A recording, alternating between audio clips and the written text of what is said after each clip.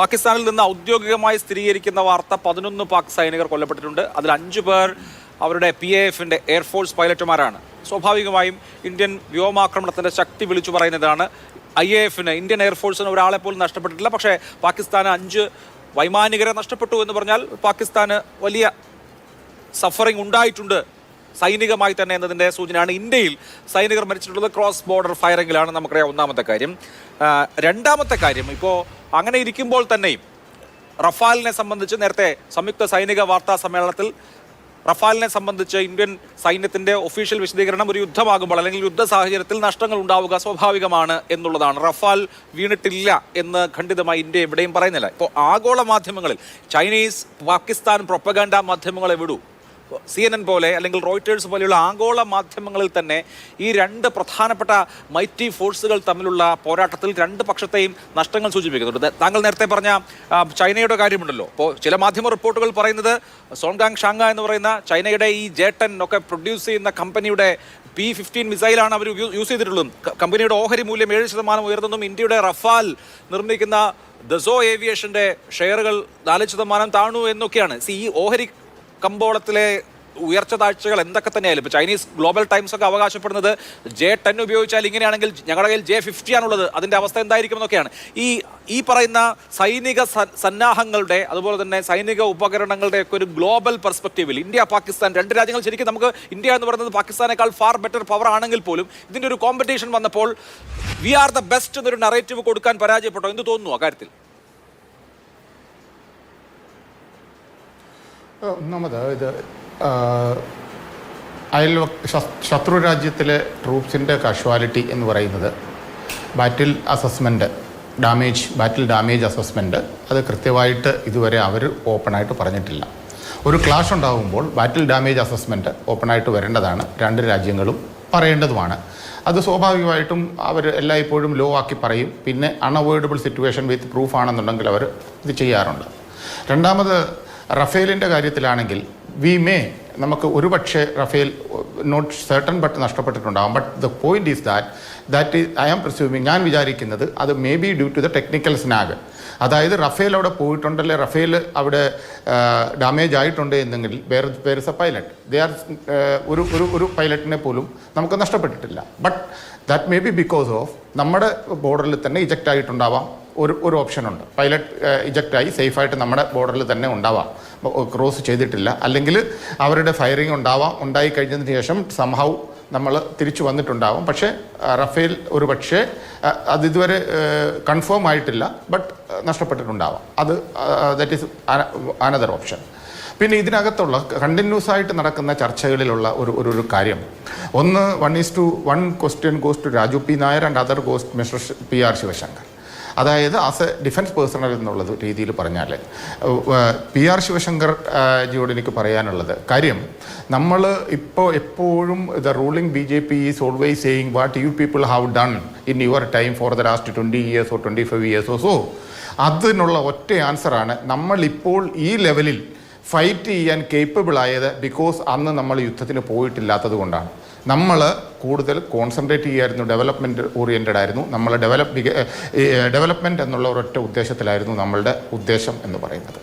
Second, അതുകൊണ്ടാണ് ഇന്ന് നമ്മൾ കേപ്പബിളായിട്ട് ലോകത്തെ നേരിടാൻ. അല്ലാതെ എല്ലാവർക്കും അറിയാം, 1 വർഷം കൊണ്ടോ 5 വർഷം കൊണ്ടോ 10 വർഷം കൊണ്ടോ ഒരു രാജ്യം കേപ്പബിൾ ആവില്ല, ഒരു ബാറ്റിൽ എഫക്റ്റീവ്നെസ് വരില്ല, ട്രൂപ്സിനെ ആ ഡെവലപ്പിൽ വരില്ല, അതുപോലെ ഇത്രയും എക്സ്പീരിയൻസ് വരില്ല എന്നുള്ളത്. And other thing goes to mister Raju P Nair.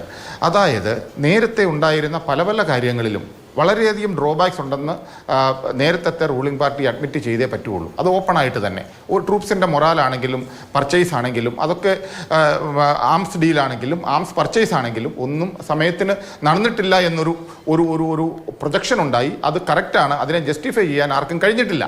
ആ ഒരൊറ്റ കാര്യം വെക്കുമ്പോൾ അത് അഡ്മിറ്റ് ചെയ്തേ പറ്റുള്ളൂ. The present government is doing a fantastic job. We have to admire that because situation is also like that. They are in a position to do a good job. ആ ഒരു രീതി വെക്കുമ്പോൾ പഴയതിനെ വീണ്ടും ആ രീതിയിൽ നമ്മൾ കണ്ടാൽ മതി എന്നാണ് പറയുന്നത്. പിന്നെയുള്ള ഒരൊറ്റ കാര്യമെന്ന് പറഞ്ഞാൽ, അതായത് US-ൻ്റെ ട്രംപ് എഗെയിൻ ആൻഡ് എഗെയിൻ, ഈ ട്രംപ് ഫാക്ടർ വരുന്നത് എന്താണെന്നറിയുമോ? ഈ ട്രംപ് ഫാക്ടർ വരുന്ന ട്രംപിന് എല്ലാ ദിവസവും ഇവിടെ സംസാരിച്ചുകൊണ്ടിരിക്കുകയാണ്, എവറി ഡേ. എന്താണ് അതിൻ്റെ കാര്യം? പുള്ളിക്കാരൻ ഇതിനകത്ത് ഒരു റോളുണ്ട്. ഞാനിവിടെ ഉണ്ട് എന്നുള്ള മമ്മൂഞ്ഞിൻ്റെ എട്ടുകാലി മമ്മൂഞ്ഞിൻ്റെ സ്വഭാവമാണ്. ഞാനിവിടെ ഉണ്ട്. നമ്മുടെ ശത്രുരാജ്യം ഇൻട്രസ്റ്റഡ് ആയിരിക്കും, അവരോട് സംസാരിച്ചിട്ടുണ്ടാവാം. പക്ഷേ രണ്ടു കൂട്ടർ തമ്മിലുള്ള ഒരു പ്രശ്നം, ഇന്ത്യയും ടെററിസ്ഥാനും തമ്മിലുള്ള ഒരു പ്രശ്നം വരുമ്പോൾ ട്രംപ് ടെററിസ്ഥാനോട് മാത്രം സംസാരിക്കുമ്പോൾ തീർച്ചയായിട്ടും നമ്മളും അതിനകത്ത് ഓട്ടോമാറ്റിക്കായിട്ട് പാർട്ടാവുകയാണ്. നമ്മൾ പറഞ്ഞിട്ടില്ല എങ്കിൽ പോലും ഇൻ്റർഫിയർ ചെയ്യുന്നു. അതിൻ്റെ കാരണം വളരെ സ്പഷ്ടമാണ്. കാര്യം ഇന്ത്യൻ ആംഡ് ഫോഴ്സസിനെ മോൾഡ് ചെയ്ത് ഈ ലെവലിൽ എത്തിക്കാൻ USSR വഹിച്ചിട്ടുള്ള പങ്ക് വളരെ വലുതാണ്.